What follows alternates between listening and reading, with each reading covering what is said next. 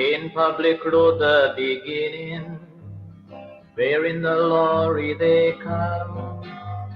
Out of the darkness is pelted, out of blackness comes the bomb. Negro and Indian screaming, onto the roadway they fall. Is this the only way races will join today? Join in barbarous death, gun, raj, and Monroe.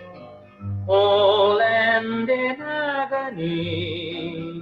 When will our hatreds end? And race with race work together as friends. Anywhere hatred is sown, violence will grow and despair. First Alice crushed in the roadway, and Gardner cut down and dead. Now meaningless death all around us. From Buxton to Wismar men die. So many lives we see wasted in tragedy. See how our hatred destroys Guyana. All right. Hey, guess what? Good evening and welcome to Anansi Web Education. Before we begin all of this here, Mr. Granger, good evening to you. Good to see you again. Um, Tell us a little bit. A lot of folks who remember this tune, Tain Public Road, a Guyanese lament by Nesbit Changor. Uh, I played it on my program the other night, and a lot of folks who remember this song, they're like, wow, wow, it brought back lots and lots of memories. Tell us a little bit about this song and the reasoning behind it, please, before we get into our program. Well, my recollection is that Nesbit Changor was from Central Quarantine himself. And this became a popular, it's almost an anthem of lament about the disturbances, because Tain is of course, a village on the quarantine. And the first two people killed by GAU, the Guyana Agricultural Worker Union, came from Manchester. And at that time, the GAU had called a strike, but they couldn't call a legal strike because they weren't recognized. Most of the sugar workers were members of the Manpower Citizen Association, and that association was recognized by the Sugar Producers Association. So people who belonged to the MPCA continued to work because their union didn't call a strike. And they joined both Gunraj and Monroe were from Manchester, and they joined the truck because those days the truck would pick up sugar workers to go back Albion. But a time bomb was placed, and nobody was aware because the person who placed the bomb told the driver, carry my food, my lunch kit, as it was called then, a quake or whatever, and I'll come and pick it up later when I get down. So when the vehicle, the truck, the lorry traveled from Manchester to Tain, that is when the explosion took place. So Nesbit Changor commemorated this start. It was actually the first murders, 4th of March 1964, of the disturbances. And maybe because of the way he sang it, the sort of semi-country and western song, which is typical of some rural villages at that time. It was played almost every day on the radio. Those days we had no television, and people didn't even know what Nesbit Changor looked like, but children will remember the words. But this commemorated the first murders by the Guyana Agricultural Workers Union during the disturbances. And as I said, it became something of an anthem, which reminds us that we should never have that type of murder again. It wasn't an industrial dispute. It was just political terrorism. Terrorism is terrorism. And as Lenin said, the purpose of terror is to terrorize. And this is exactly what happened in 1964 by the GAWU and the PPP. GAU and the PPP, indeed. Thank you for walking us through the history behind this song. It's the first time a lot of folks are actually getting a chance to hear it. But those who remember, as you indicated, every day this was like a national anthem. Beginning, where in the lorry they come, out of the darkness is pelted, out of blackness comes the bomb. Negro and Indian screaming, onto the road where they fall. Is this the only way races will join today? Join in barbarous death, Dunraj and Monroe. Conrad and Monroe killed a bomb placed by GAU, PPP control, PPP terrorism, all manner of things. And this is just this year, of course, 2024 marks the 60th anniversary of the disturbances in 1964. The People's Progressive Party affiliated Guyana Agriculture Workers Union, that's GAHU strike, during the disturbances was notorious for several massacres and murders. And that is why we've got to remember, let people know what the PPP was all about. Terrorism, the evidence is there. This takes me again, and let me just welcome all of you folks, wherever you're watching us. Good night and welcome to Anansi Web Education with President David Arthur Granger. We're still going on this program after we started last year. And so I'm pleased, I'm very happy that Mr. Granger is able to walk us through the disturbances, because sometimes, you get you read the wrong message as to how it all started. But don't forget, guys, the PPP and GAU, they started all of this. And you heard about the song there with Gunraj and Monroe. I know the Monroes from Manchester Village, the Gunraj from Lancaster, Liverpool, Manchester area as well. This takes me now to the first question for David Arthur Granger, former president of the Cooperative Republic of Guyana, who during his tenure we saw that peace, that calmness for the most part returned to Guyana, and people were happy. Institutions were being rebuilt. Mr. Granger, having said all of that, my first question, as you walk us through the 60th anniversary of the disturbances caused by the PPP and GAU, what was the motivation for terrorists to commit massacres in 1964? Well, the motivation came from the PPP's declaration of a hurricane of protests that the British government, after getting agreement from the leaders of the PPP, PNC, and United Force, imposed the proportional representation system in Guyana and insisted that there should be elections before independence. And as a result of that, the PPP was angry because the PPP wanted to retain the first past the post system. And it was a system under which the PPP was in office because it won 42% of the vote, but got 58% of the seats. And the PNC and United Force together won 58% of the vote and got 42% of the seats. So it was clearly unbalanced. But the PPP favored it because in the constituency system, the first past the post system is what I liken to the Usain Bolt system. Whoever is the first person to pass the post will win the entire constituency. And arithmetically, it was very unbalanced because if you have 5 candidates in one constituency and each candidate gets, 4 candidates, each gets 18 votes, that is 72 votes. But if one candidate gets 28 votes, that candidate will win the whole constituency. So the votes of the 72 would be almost irrelevant or meaningless. So it was a bad system, and the British were correct. And this is the system we still have in Guyana today, the proportional representation system. Now, in order to stop the imposition of PR, in fact, some places in quarantine, particularly bus stations, so on, you see, um, you know, PR or CR, PR is CR or CR or death or something like that, you know. Everybody in the quarantine knows what CR stands for, even if they don't know what PR stands for.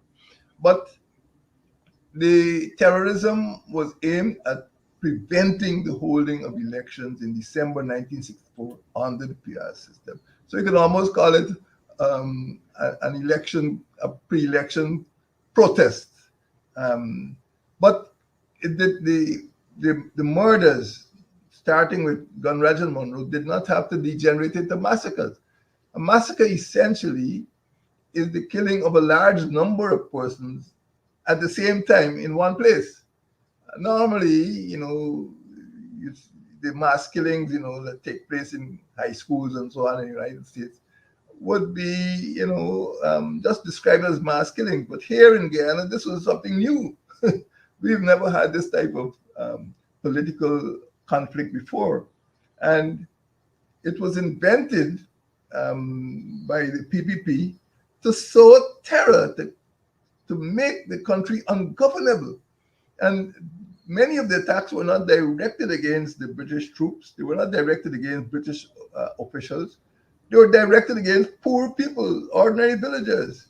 And they committed these massacres because they were not able to stop the elections peacefully.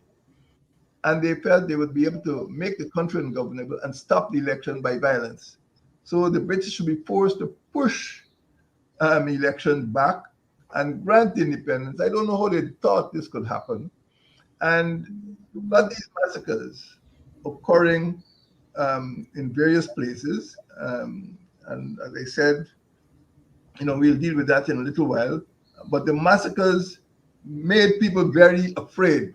And that is when migration started in large numbers. And huge numbers of people started to go, particularly to Toronto and some to New York and Florida. But it was the violence of the PPP and the introduction of these massacres, these mega killings, these mass killings. And the motivation was driven by the PPP intention and objective to stop the elections. That was the main motivation. Many of the terrorists were actually trained in communist countries. They were getting money from communist countries. And in the day, there are photographs of large caches of weapons and ammunition which came from communist countries to provide the PPP with the arsenal that it needed to carry this campaign of terror. The PPP tried to portray its hurricane protest to the international community as a struggle against the British Empire. They were fighting for independence. And don't forget, in the 1960s, many former colonies were striving for independence all around the world. So they wanted to associate themselves with what was happening in Cuba and Colombia and Nicaragua and Guatemala and Venezuela by pretending to be revolutionary. But there's nothing revolutionary. This was just bloodshed. This is just murder. And it wasn't murder of high state officials, the murder of poor people. And the motivation was one of spreading terror. That was all it's about. And they had the guns, and they had the training, and they had the political leadership, because the government, instead of accepting responsibility to protect citizens, allowed the terrorists free rein. And I will say this, Mr. Sidney King, who is now UC Quayana, actually had a vigil outside of what Government House, what is now called State House, calling on the governor to declare a state of emergency because so many persons were being murdered on West Demerara. Cashball, Blankenberg, La Jealousy, you name it. But almost every day there was a report of murder in the paper. So the motivation was pure terrorism, and terrorism was aimed at preventing elections being held in December 1964. All right. Prevention of elections being held, prevention of elections, and the proper results seem to have a PPP seem to have a history with these sort of violence, election violence, posts, and all manner of violence under the PPP. Strange you should mention that, Mark, because the song by Nesbitt Chango is about 10. And on the 6th of March, 2020, 10 was a scene of more violence. They didn't plant a school bus there. But 10 keeps popping up whenever the PPP brings its supporters onto the streets. And I'm all 10 too public familiar. road. I'm all too familiar with Tain Public Road. I'm very familiar, and you should too, having spent some time at WIM and Auckland school you attended. Tain shouldn't be a strange village to you at all. Do you remember Tain? Yeah. Tain, it's right after, if you're going further east, it's right after Port Morant and a village or two away from Bloomfield. And That's right. Letterkenny, and then there is Auckland, and after Yeah. Auckland, there is WIM. All right. Second question. But before we go to the second question, which is basically where were the locations of the most massive massacre? Before we get to that, I just want to spend another 30 seconds because there's something about this song that I really do like. The message. Oh, land in agony, when will our hatreds end, and race with race work together as friends? Anywhere hatred is sown, violence will grow and be spread. First Alice crushed in the roadway, and Gardner cut down and dead. Now meaningless death all around us, from Buxton to Wismar men die. So many lives we see wasted in tragedy.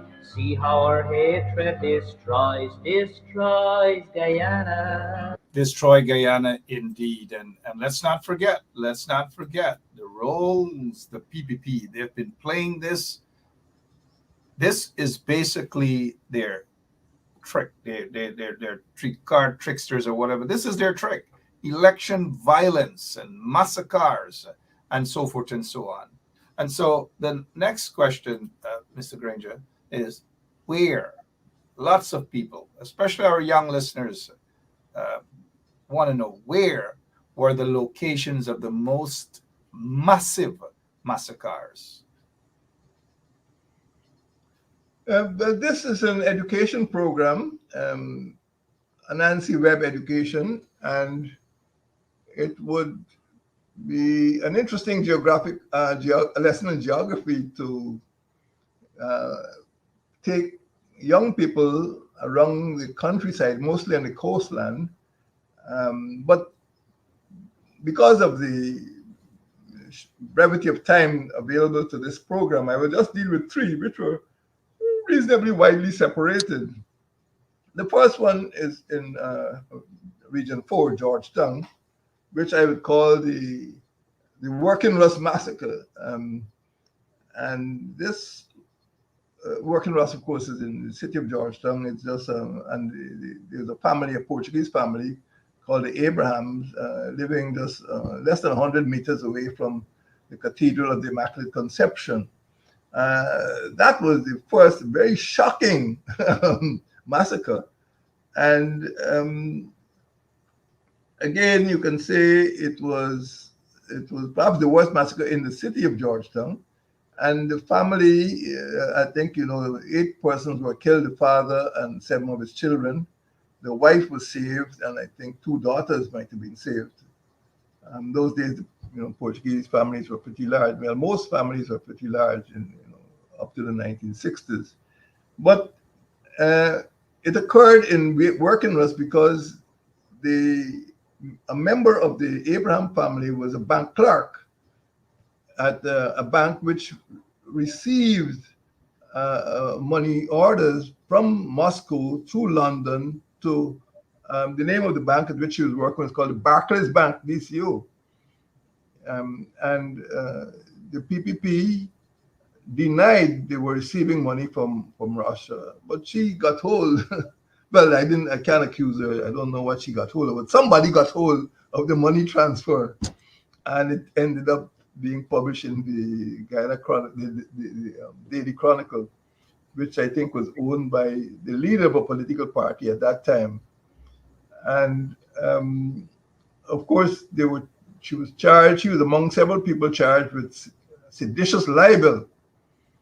And when this money transfer was published, the case fell through, and the DPP was forced to enter what the lawyers call null pros. And a couple of weeks later, the house was blown up, firebombed. So that was the first location. The second location at which massacre took place was about a month afterwards, after the June massacre at Working Rust. And this was at Hurdaya. Well, many people don't know where Hurdaya is. It is a little point along the route, the Demerara River between Georgetown and Mackenzie.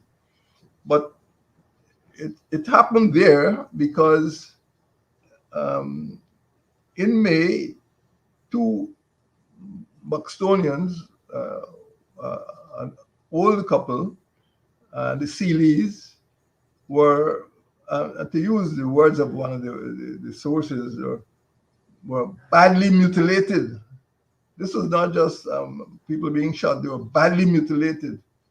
And of course, at that time, many of the workers at what was called DEMBA, the Demerara Bauxite Companies, were not really villagers. They had come from different parts of the country. And when they heard the news, there was an explosion of anger. And I think 2 or 3 people were killed. And there were a lot of atrocities, and I don't think the atrocities could be condoned. There was arson, there were rapes, and there was physical violence. But the explosion or the atrocity at Wismar was in retaliation to the Buxton murders. And the Hordaya massacre was in retaliation to the retaliation. So you can see that in a strike in the sugar industry by the Guyana Agricultural Workers Union, Wismar had nothing to do with sugar industry. Wismar was bauxite industry. But violence was imported into Wismar by the PPP. And this led to Mackenzie, outside of the sugar belt, being sucked into the violence, which at that time was confined to the coast. And again, Buxton too was not a sugar area, The disorder started at Leonora and Iflot and the estates and East Demerara, but Buxton was completely out of the scene. So the Buxton killings of the Sealeys was deliberate to draw Buxton into the violence. But once Buxton was drawn into the violence, you had the Wismar, so you had a knock-on effect. And from Wismar, you had Hurdaya. So it's a cycle of retaliation. So that was the second major location. So we have Georgetown, Working Rust, then we have the Hurdaya massacre. And thirdly, you had the Maikoni massacre. Now, what happened at Maikoni is that about 8 members of the Jaikaran family were killed at the same time on the 28th of August, 1964. So we had Portuguese being killed in Georgetown, in Working Rust. We had Africans being killed at Hurdaya. Now we have Indians being killed at Chance in Maikoni. What happened is that prior to this massacre, some young African boys, were killed and just disappeared. They knew they were killed because they were told by certain persons that the cows were straying in the savannah during, I think, the flooded conditions, in the May-June rains. And when they went after the cows, some people came up on horseback and shot them down. But one person was able to escape. He fell into a ditch, and he was able to make his way out to hospital. That's another story. But on a couple of occasions, people of one group were killed inexplicably, and eventually they felt that the killings were being sourced by a well-known PPP supporter. The result is that on the night of the 28th of August, a gang moved in and killed many members of the Jaikran family. So you had cases now of the massacre of Portuguese family in Georgetown. You had cases of massacre of African families, but many were family members, passengers in the Sun Chapman tour there. And then you had the case of the massacre of people in Chance Maikoni, basically Indian families. But all of them had precedents. These didn't just fall from the sky. They were precedents, and they were normally in retaliation for some other murder or some other atrocity. So that is what was happening. And eventually, as Chango said, you saw violence starting at Tain in the quarantine. There were incidents in West Bobis. There were incidents in East Demerara, incidents in West Demerara, incidents in Georgetown. So many of the villages along coastal Guyana, roughly between, Iflat and Portman, were affected. There was hardly any violence in what is now Region 2, and hardly any violence in the other regions, like Region 1, 7, 8, and 9. Of course, you had one in Region 10. So the locations were carefully selected in order to create this impression that the whole country was in turmoil. But this is what the PPP was doing. It was calculated, it was targeted, it was cold-blooded, it was well coordinated. It was not random violence. This is what was taking place. And they were trying to make the whole country ungovernable. But many parts of the country were untouched. But once the PPP touched down, you had massacres, you had deaths. All right. We've heard that. We've touched on the second part of the second question, which is where were the locations of the most massive massacres? And what you're hearing, maybe some of you for the first time, is how the PPP was able to do that through GAU and use the sugar industry to do just that. We'll take another quick break, so to speak, on this, something about this song. And I know a lot of you out there brings back some memories. And let's get back to this Tain Public Road song as Nesbet Changler laments. Tain Public Road, the beginning, where in the lorry they come. Out of the darkness is pelted, out of blackness comes the bomb. Negro and Indian screaming, onto the roadway they fall. Is this the only way racism today join in barbarous death, gun, Raj and Monroe? Oh, land in agony, when will our hatreds end, and race with race work together as friends? Anywhere hatred is sown, violence will grow and be spread.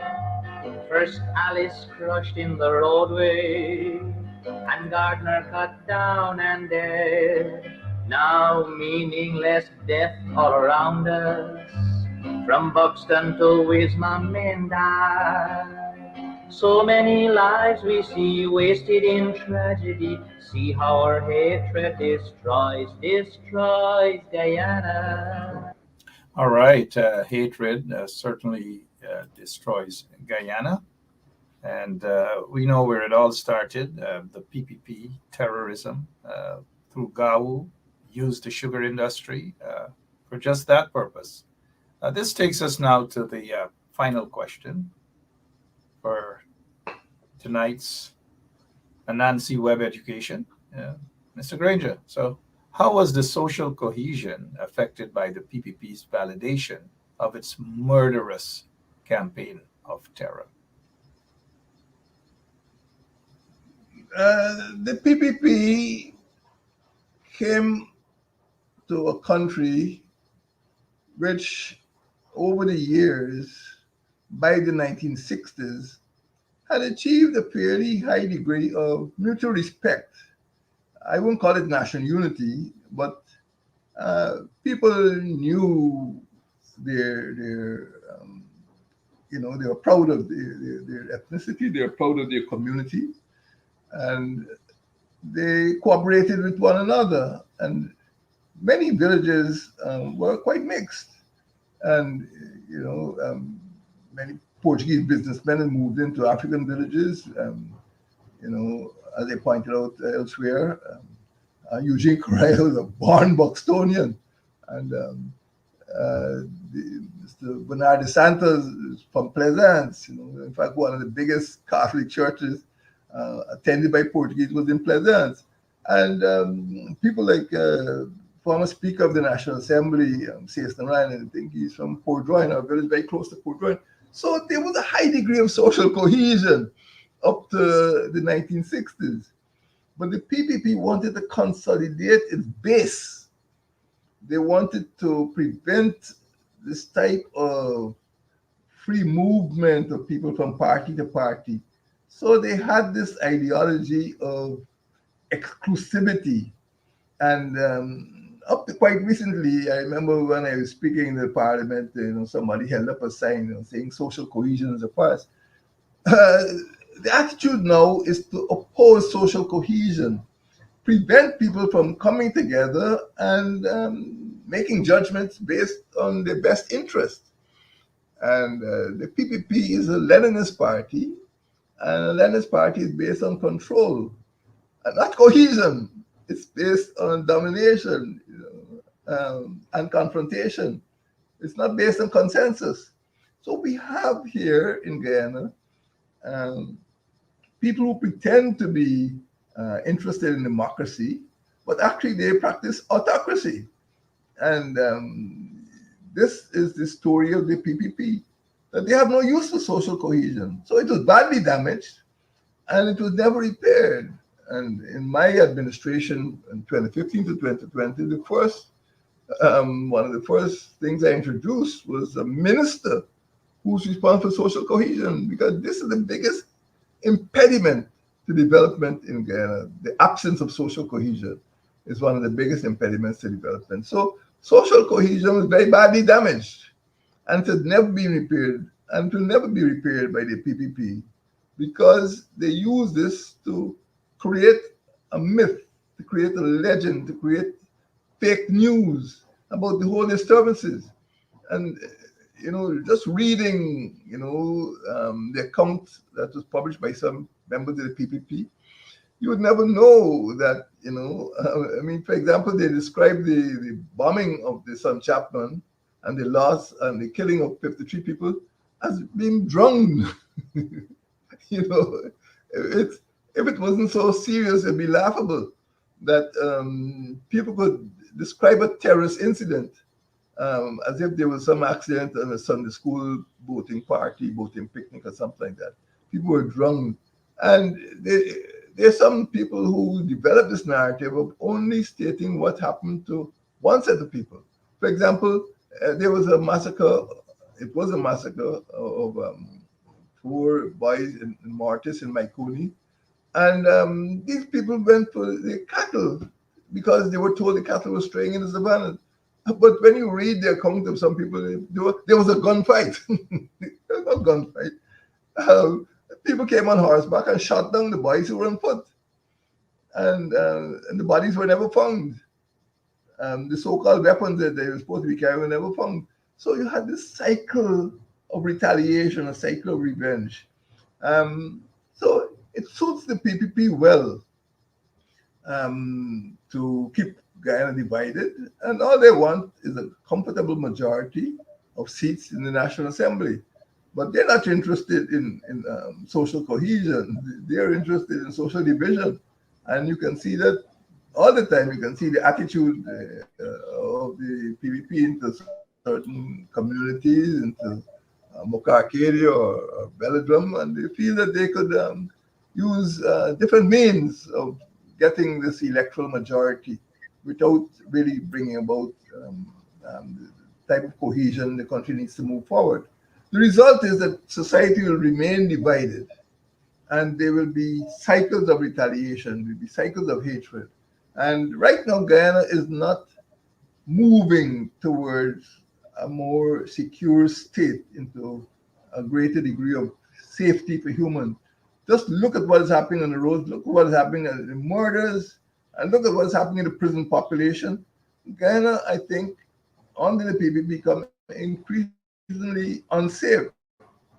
Not because Guyanese are criminals, but because there's no social cohesion, and the authority of persons in office, rather than being used to bring about the healing uh, of communities, is being used to divide.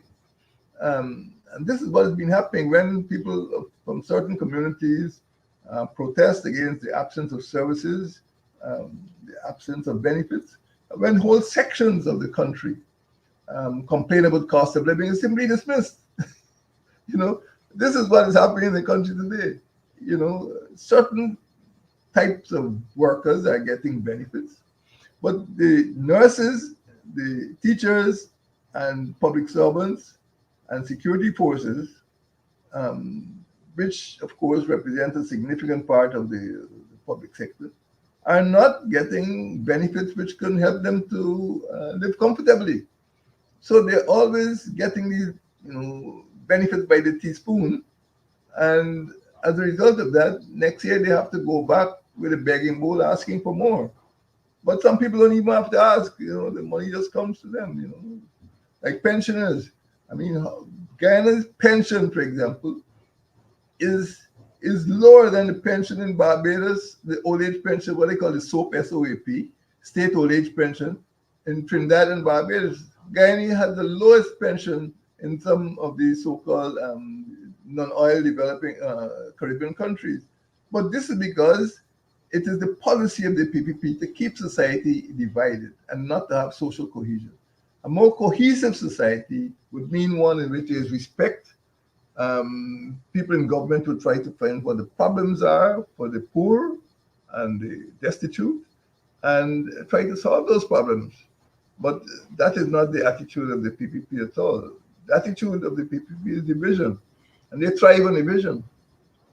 And that is, I think, the legacy of the disturbances. And they tried to validate the campaign of terror, the hurricane of protest, by saying it's for freedom, it's for independence, but in fact, it's for division and domination.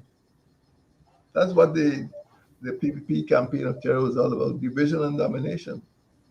Absolutely. We saw quite recently that a portion of that after the 2020 elections, violence, school bus stolen, school children injured, policemen injured, women injured, nurses injured, roads burnt, destroyed, all manner of things, domination. We're getting a better understanding as we go through the 60th anniversary of the disturbances in 1964. The People's Progressive Party affiliated Guyana Agriculture Workers Union, that's GAU, strike during the disturbances was notorious for several massacres and murders. Nothing has changed about the PPP. Absolutely nothing. And maybe that's why they just don't like the idea of social cohesion, which is what started your administration. And we saw that calmness restored to the nation after 23 years, brutal years. All right, Mr. Granger, but we very thankful for you walking us through that process. We'll be back again next week as we go through some more of the massacres and some questions as to why and why and why. Something that the PPP is hiding from, but we will continue to expose and go through this historical um, history here, sorry, of the 60th anniversary of the massacre.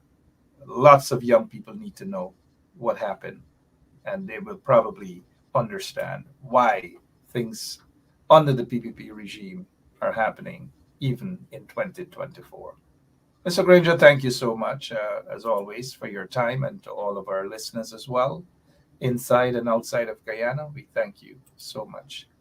Um, we leave you guys with this song.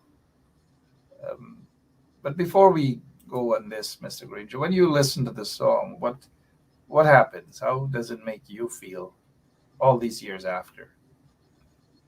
There is, of course, nostalgia, because, of course, I was aware of what happened during the disturbances. But it's sad that we have not been able to put the troubles, the disturbances behind us and move ahead. And this program, the Anansi Web Education, is about the future, is about our children and the next generation. And they should not have to go through what Nesbit Chango sang about, 60 years ago. This should be, part of the historical record. But unfortunately, I think many people, when they see the murders taking place, and a lot of unsolved murders at Dartmouth and around the country, we seem not to have learned the lessons of the past. So it's a bittersweet um, uh, recollection for me, because um, I I have nostalgia for these years, but I had hoped that at this time of Guyana's history we would have moved past murders and massacres. But I think for the rest of this year we'll be dealing with this question of violence. It's a big concern to me, because no matter how much oil we have, if people are not safe in this country, there will be no good life for the next generation. And I want the Guyanese to have a good life. And this song reminds me of how bad things were 60 years ago. And I can only hope that, 6 weeks, 6 months, 6 years from now, things are better. Thank you so much, President David Arthur Granger. You did your best in those 5 years to repair Guyana. Next elections, not so long from now. Who knows what will happen thereafter, but Guyana does need a change. Thank you so much, Mr. Granger. Continue to have a good rest of the night. And to all of our listeners, thank you all so much as well. Thank you and good night. Thank you. Our land in agony, when will our hatreds end, and race with race work together as friends? God knows that there must be struggle if even one man isn't free, where only the rich can find justice and poor men live in misery. But murder by night isn't justice, and burning sets no poor man free. Justice can never be built on brutality. Violence corrupts and destroys Guyana.